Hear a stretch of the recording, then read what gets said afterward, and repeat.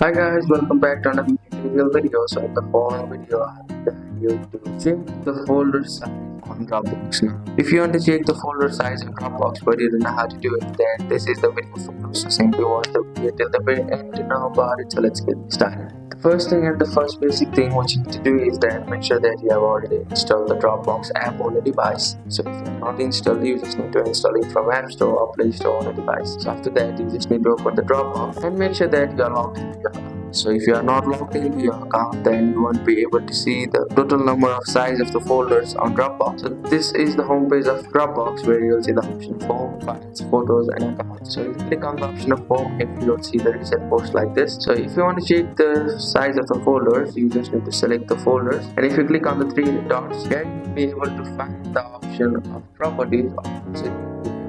See the option of details or folder info. Currently there is an option available on mine. So if you see the option of details or folder info, you just need to tap on it and you'll be able to see the exact number of size of the folders, exact number of size of the folders which you have.